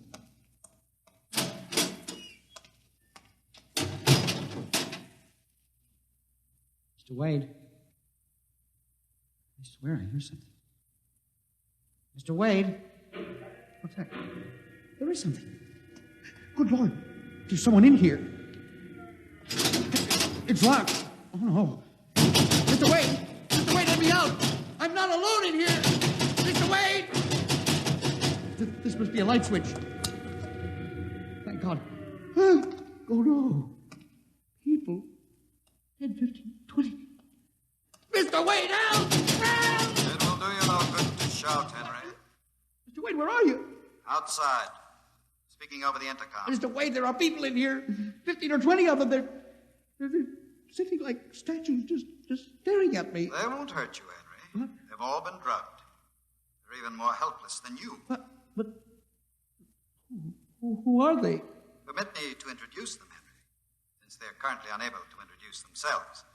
The gentleman seated before you, the one with the scar, is Dr. Pohl, the astromathematician. Next to him is Mr. Robert Simons, electronic engineer. Names on the list. Yes, you're familiar with the rest. They've all been, shall we say, recruited for work with Professor Halsman's group on the moon. Moon? Then you're one of them. Of course. Oh, yes. There's one whose name was not on our list. If you'll turn around, Henry, you'll recognize the drugged form of your old friend, Mr. Philo. Philo? But I thought... That he was part of the conspiracy? No. On the contrary. His snooping made it necessary for us to include Please put the man in the window, the one who fired the shot. an agent of mine, the pilot of this ship. Ship? What ship? This silo is camouflaged for a rocket launching platform. In a moment, the roof will slide back for the rocket's takeoff. A rocket ship? In exactly 70 hours, you and your companions will join Professor Otterburn on the moon. But you can't do this to me. We have done it, Henry. No. You see, there was another name omitted in that list, which I carelessly mixed up with your papers. That of Henry Timken. No. Bon voyage. I won't let you do this. You can't. Please let me out. Let me out, please. This can't happen. Let me out. Let me out.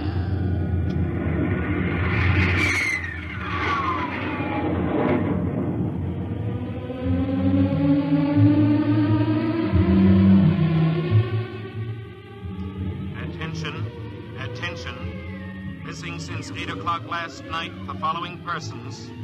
Timken Henry, age 45, height 5 feet 8, 165 pounds, brown eyes, slightly balding, occupation records custodian. Repeat, Timken Henry, age 45, height 5 feet 8, 165 pounds.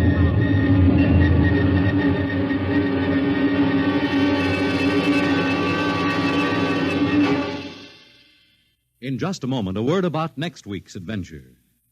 Tonight, by transcription, X-1 has brought you The Man in the Moon, an original radio drama written by George Lefferts. Featured in the cast were Louis Van Ruten as Henry, Santos Ortega as the Chief, Ross Martin as Charlie, Sidney Smith as Otterburn, Bob Haig as Jake, Joe DeSantis as Philo, and Ed Latimer as O'Brien. Your announcer, Fred Collins. X-1 was directed by Fred Way and is an NBC Radio Network production.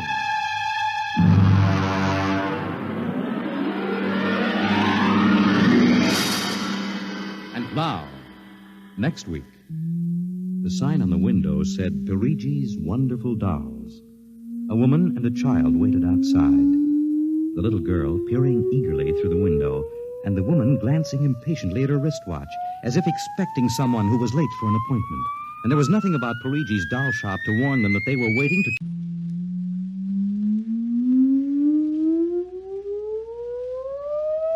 Countdown for blastoff. X-5, -4, -3, -2, X-1, fire!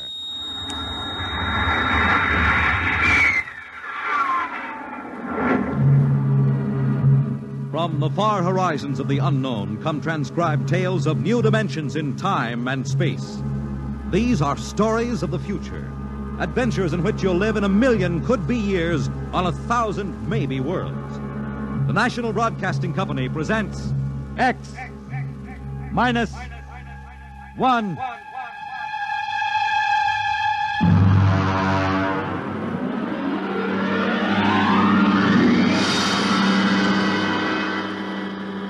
Tonight, X-1 presents Pirigi's Wonderful Dolls by George Lefferts.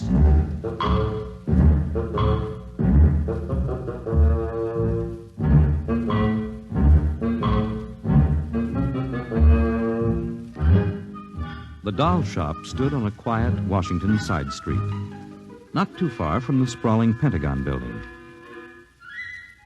A woman and child waited outside, the little girl peering eagerly through the window at the dolls inside, and the woman glancing impatiently at her wristwatch, as if expecting someone who was late for an appointment.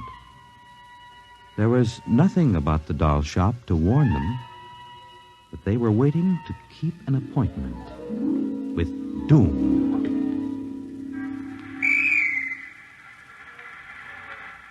Mommy, look. What, dear? In the window of the shop, the tiny dolls. Oh, Mommy, do you think Daddy will buy me one? We'll ask him when he comes, dear.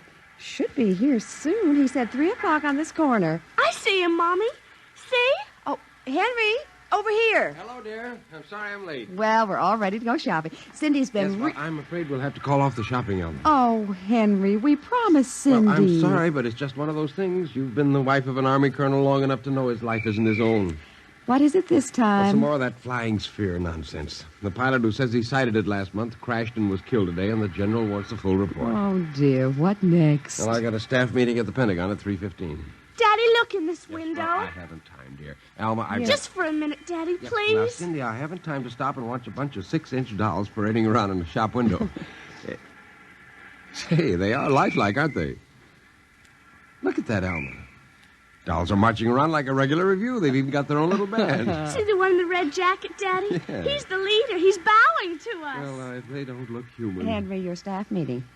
Oh, yes. Well, I got to run. Can we buy one, Daddy? Well, not now, dear, and I'll run along. Now, don't go spending a lot of money on that nonsense. No, Alma. dear. Bye. Bye, Cindy. Bye, Daddy.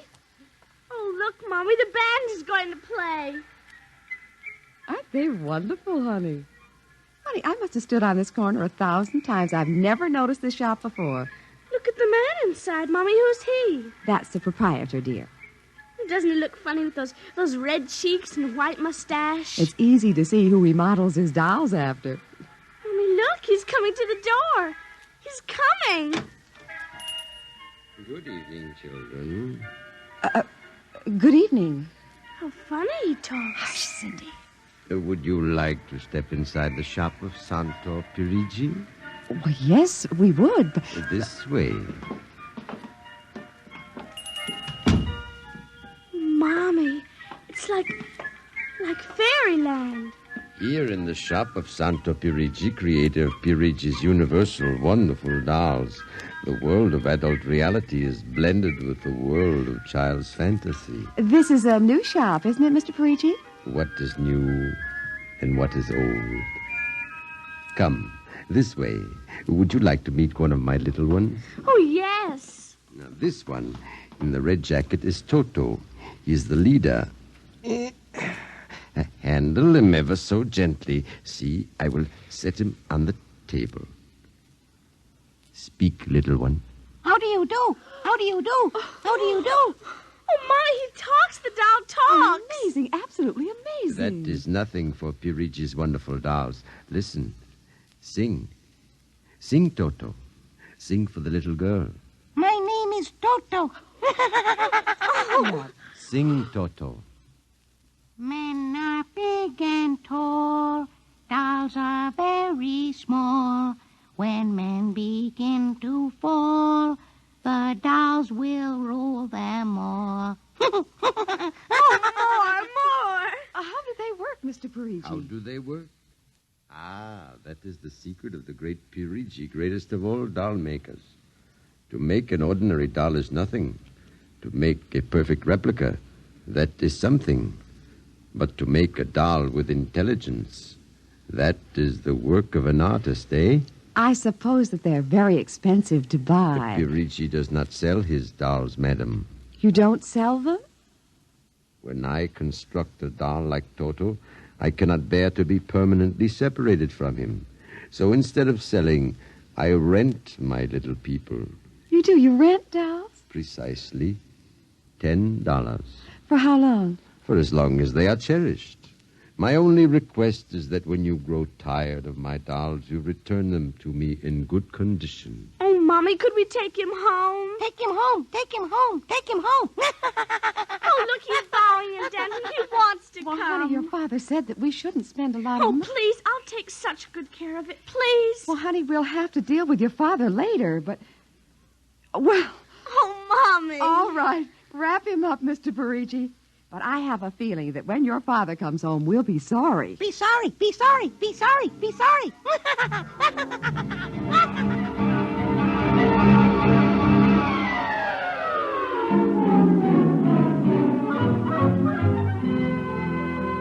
Now, Toto, this is my room, and you're going to sleep right here next to my pillow. I wish you wouldn't laugh like that. I'm going to have to teach you some manners. And you be quiet because my daddy will be home soon. And he's a colonel in the Air Force staff. And he'll bust you to private if you don't behave. Come along now. I'm going to introduce you to my puppy dog, Mr. Blister, so be good. Here, Mr. Blister. Here, Blister. Come on. Mr. Blister, this is Toto. Dear, I don't think Mr. Blister likes you, Toto. Come over here and shake hands with Toto, Mr. Blister. Come on now. Mr. Blister! Let him go! Let him go! Let go! Kill him! Cindy! Mr. Blister, come over here. Come over here. Cindy, what happened? Mr. Blister tried to bite my doll. Look how frightened he is. Oh, honey, dolls don't get frightened. But he was frightened, Mommy. He screamed. You imagined it, dear. It's only a doll. He did. Well, Mr. Blister didn't mean it. Now, you know he's the gentlest little pup alive. He is, and he's nasty, and I hate him. Oh, now see, you've hurt his feelings. I don't care. He tried to bite my new doll, and I don't ever want to see him again, ever. Oh, dear. All right, Mr. Blister. You come downstairs with me. Cindy's angry with you tonight. I'll kill him. Cindy! Where did you learn a thing like that? Toto said it. Honey, you've had a very exciting day. Now, brush your teeth now and go to bed, hmm? Daddy's coming home late, so he'll see you in the morning. Good night, dear. Sleep well. I hate him. Hate him. Hate him. Hate him. Hate him.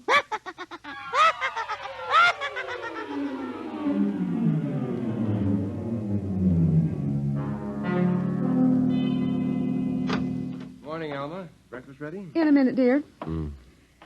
How was the staff meeting last night? Horrible bore as usual. I don't know what's got into the old man. Just because a few farmers corroborated the pilot's report, he thinks some strange aircraft has penetrated our radar zone. Well, where's the little one? Up in her room. Now, that's funny. She's usually down here before me. Well, she's probably up to something. Sit down, dear. Say, remind me to take some papers back to the War Department, will you? I left them in my strong box. You haven't been bringing your reports home, have you? Well, it's safe enough. Well, you told me it was against regulations to bring secret papers home. Well, I had to finish some work for the old man, and nobody will ever know the difference. Well, I don't know. Oh, would you feed the puppy before we sit down, Henry? Yes. His bowl's under the sink. Where is he? Say, that's funny. Here's his supper from last night, only half eaten. He's getting fussy. Doesn't like canned dog food anymore. Here, Blister. Here, Blister, Blister, Blister. I wonder where the dickens is that mutt? Maybe he's on the back porch. Here, Blister. Hey. Alma. What is it, dear? Alma, look. Henry, is he... He's dead. But how? From the looks of it, he might have been poisoned. But who would do a thing like that to an innocent little puppy? I don't know. Now, let me see his dish. Look at that. I don't understand this at all. Not at all. Well, What, dear? What is it? There are pieces of broken glass in this food. Blue glass, you see? How? Henry. What? I just remembered something. What?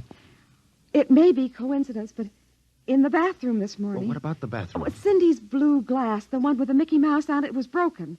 I found pieces in the wastebasket. I meant to ask her about it. Alma, for heaven's sake, you aren't suggesting that our little girl... Well, she loved Blister more than anyone. Not last night, she didn't. Why not? He went after Toto. Now, who is Toto? That's her new doll. Her what? Honey, I was meaning to tell you. Well, you bought her one of those dolls, I just rented it. Well, rented it. Now, look here, Alma. You know we haven't got the kind of money to throw away Well, she had her heart set on it, dear. I used my dividend. All right. But what happened with Blister? Well, he went for the doll, and Cindy said she hated him. Well, a child... She said she'd kill him. Where'd she get a thought like that? I don't know. Has she been watching those chillers on television? I don't know. Well, it's too ridiculous. Good heavens, a 9-year-old child putting ground glass in dog food. She'd have to be a monster. Mommy! She's coming. Well, don't say anything. I'll talk to her. Morning, dear. Morning, Mommy. Morning, Daddy. What's the matter? Sit down, dear. Yes, sir. Now, your mother tells me you broke your blue drinking glass. Oh, no, I didn't break it. Cindy. I didn't. Well, now, somebody broke it. It wasn't your mother, and it wasn't me. And it must have been Toto. Cynthia. Cindy, you know Toto is only a doll. Now, a doll couldn't have broken your glass, could he? Well? I guess not. So we can't very well blame it on a doll, then, can we? But he must have done it, Daddy. Cindy, you know how Daddy feels about little girls who tell fibs. Now, did you break your glass and maybe accidentally get some pieces into Mr. Blister's dish to sort of punish him for biting your doll? No, Daddy. Well, I'd hate to think you'd done something you knew was wrong and you were blaming it on a doll. Is something wrong with Mr. Blister? Is he sick? Worse than that. Henry. The child has to face reality, Alma. What's the matter with Mr. Blister? He's dead, Cindy. Oh, no. We can't be dead. He isn't dead, Daddy. No, he isn't. He isn't. Mommy. Honey, he is dead, Cindy. But he'll come back. He has to come back. No, darling, he won't come back. Ever? Not ever. Yes. Well, now that we've told you, Cindy, do you want to change your mind about the glass? Henry, leave her alone, please. You think I killed him? Now look what you've done. The child feels guilty enough, My Henry. dear, this is no time for feelings to interfere. You go up to your room, honey. Daddy and I'll be up in a minute. I don't want to. Please, Cindy. Now, we'll be right up, please. There. That's a good girl. Close the kitchen door behind you.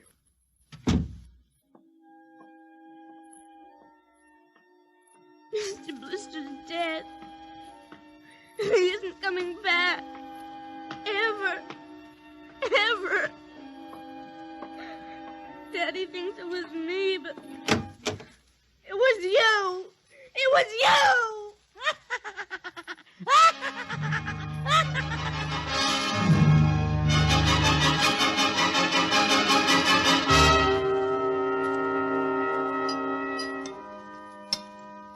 Eat your supper, dear. I'm not hungry. You scarcely touched your lunch. I don't feel like eating. Is it Mr. Blister? Now, answer your mother. She'll work it out her own way, Henry. Well, I don't know, Elma. When I was a boy, there was such a thing as discipline. Now, the way this child is being brought up... Henry! Well, it's true. There's no respect, lying, and... Oh, there, honey. Now, your father's upset. He doesn't mean Well, it. what's happened to us? We were a nice, peaceful, happy family until you bought that cursed doll. Now who's blaming things on the doll? Well, it's true. Oh, now I've spilled my coffee. I'll get you another cup. Never mind. I'm late now. I better be going. Oh, you wanted to get some papers from the strongbox. Oh, yes. Cindy, please, try to eat something. Yes, ma'am. Alma! Alma! What is it? Alma! It's gone. What's gone? The box, the strong box is gone. It can't be. The door to your study's always locked. You and I have the only keys. I know all that, and I tell you it isn't there. Well, who would go? I don't know. Alma, those confidential reports, if they ever got into the wrong I hands... warned you about keeping them there. What if it ever came out in the open? Can't you see the papers? Call the police, Henry. And throw my army career in a wastebasket after 17 years? No. We've got to find it ourselves. Well, it was there when I went in to clean this morning. What about your key? It's right here. I always keep it with me. It's funny. Oh, no. My other keys are on the ring. Oh, you've lost it. I don't see how. Alma, how could you do Oh, it? Henry, please. We'll search the house. I can't think of anything else to do. Well, you'll miss the staff meeting. Meeting? My whole career goes up in smoke if we don't find those reports. Somebody got hold of your key and opened that room and... I know. Cindy. You leave the child alone. She's been through enough. You know she wouldn't do a thing like that. I don't know anything anymore. I don't even know my own child. I don't even know you. All I know is that strongbox is gone and it contains papers that are dynamite if the wrong person gets them. The question being who? What's that? It's coming from upstairs. It must be Cindy's doll. Oh, that blasted doll again. Something must have set it off. I don't know how the mechanism works. For heaven's sakes, let's go up and shut it off.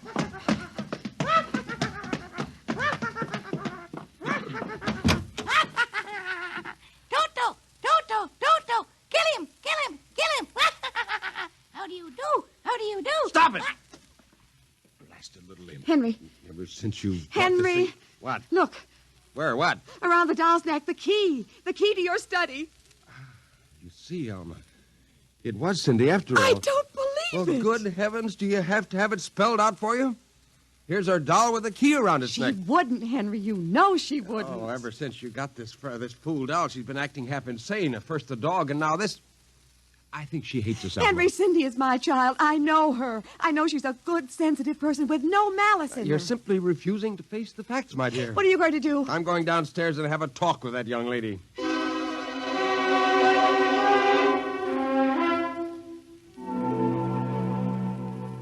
You're not telling the truth, Cindy. I am. Cindy, now you know that strongbox is very important to me. Now, I can understand that you might have been angry at me because I scolded you, and so you took it and hid it, just to spite me. Now, all I ask is for you to tell me the truth. Now, where is it? I didn't take it, Daddy. Honest, I didn't take it. Well, I suppose you're going to tell me now that a little 6-inch doll took it and hid it. Well, I'm speaking to you, young lady. But I didn't take it, Daddy. You don't understand. Toto did it. He's terrible, awful. He says things. He's going to kill everybody. Cindy, you're inventing things. It's true. At night when I'm sleeping, he stands next to my pillow and whispers things to me. Awful things. He told me he'd kill me, too, if I Alma. if I told you. I think this child is sick. I think she needs a doctor. She's frightened, Henry. She's trembling like a leaf. Come on, dear. We'll go up to your room. I don't want to go up there. Honey, Mommy will stay with you. I'm afraid he's up there. Who? Toto. Well, he won't be up there for long. Mr. Toto is going right back to Pirigi's wonderful doll shop before I lose my sanity, which means right now.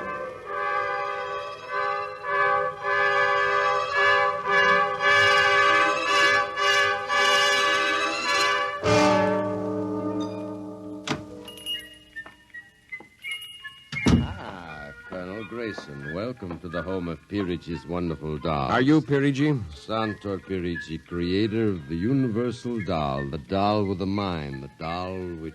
I'm returning one of your masterpieces. Oh? If you will step into the rear of my shop. Now the complaint? No complaint. Here's your doll. Good riddance. My little Toto. Rejected. You found the world of men too filled with hate. Hate!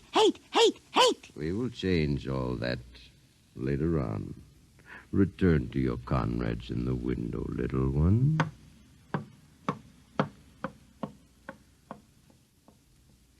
And now, Colonel Grayson. I think we have no further business. Ah, but we do, Colonel. Let me see. Ah, yes, here it is.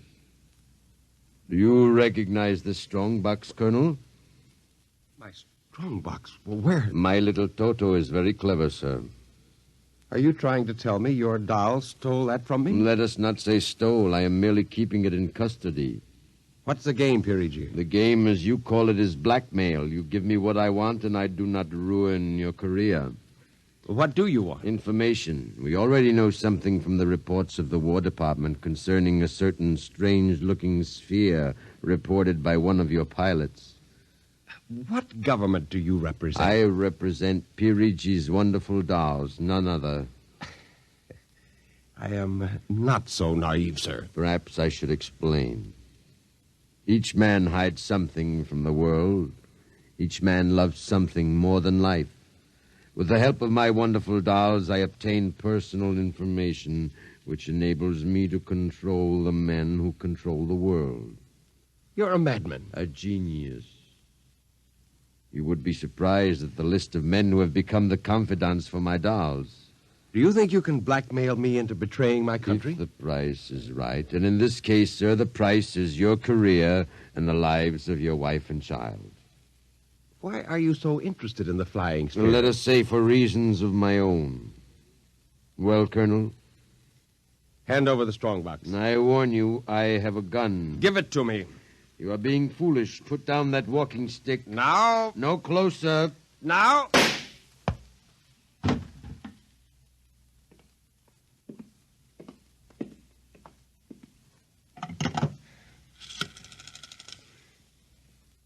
Hello? Give me the police. Hello? Yes, this is Colonel Henry Grayson. I've just killed a man.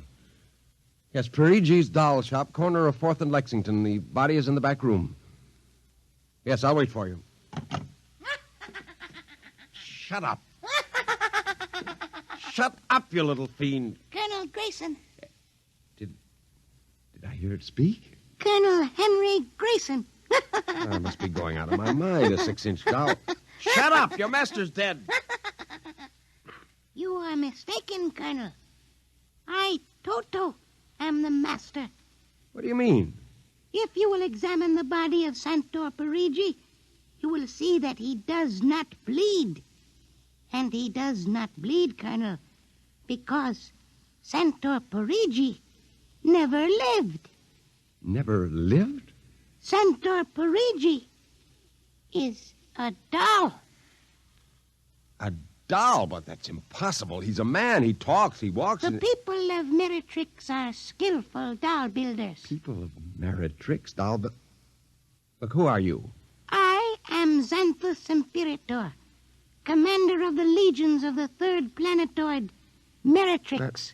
Legions? Planetoid? My people and I, whom you regard as dolls, come from a tiny planet beyond the moon, so small that it cannot support our population. We landed one of our space spheres on Earth 3 months ago with the intention of colonizing. Unfortunately, one of your pilots intercepted us. So that's why you wanted our information. Precisely. Are you human? Oh, quite human. Of course, in order to deal with Earth people without suspicion, we were forced to construct Pirigi, a man-sized doll. Oh, well, I can't believe this. I'm having hallucinations. I'm going to get out of here. Oh, that would be impossible.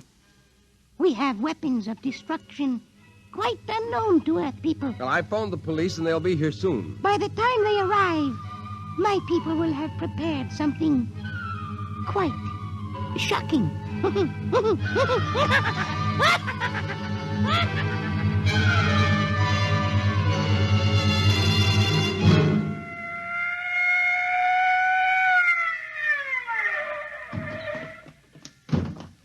Cover him, Ryan. Okay, Sarge.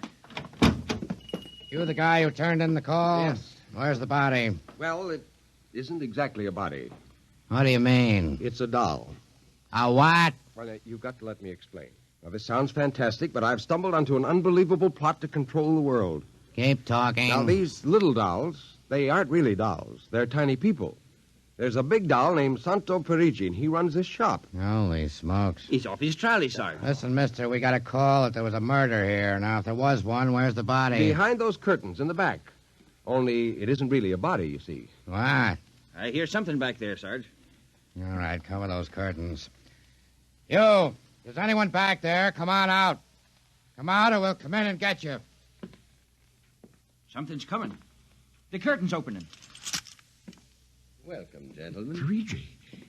Well, this is impossible. I smashed his skull. You know this guy? Yes, that's the one. That's the doll. What's your name, mister? Pirigi.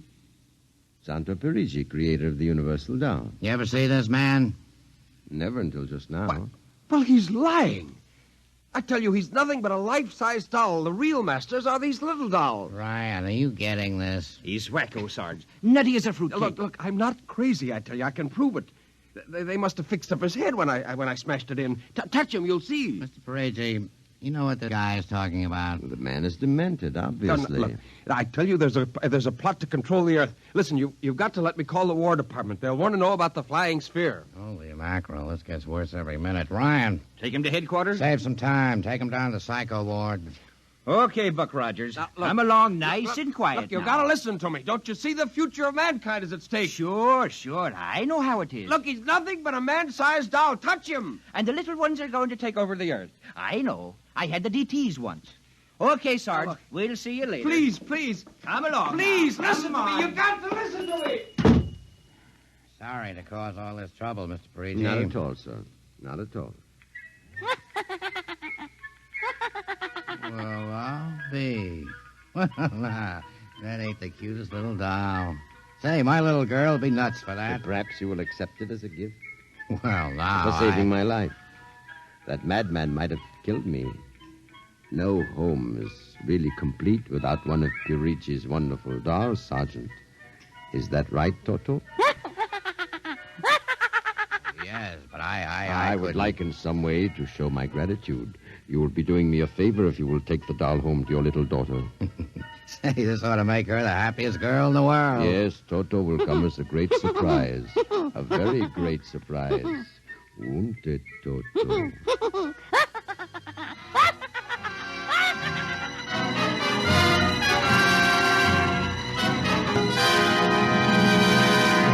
Tonight, by transcription, X-1 has brought you Pirigi's Wonderful Dolls, written by George Lefferts.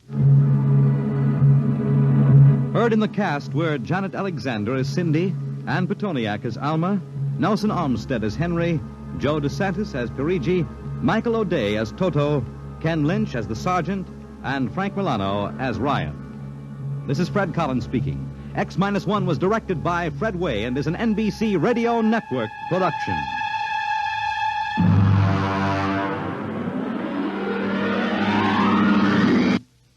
Tonight's story concludes the present series of stories of the world of the future. If you'd like to hear X-1 return to the air at some later date, please drop us a postcard or letter addressed to X-1, care of the National Broadcasting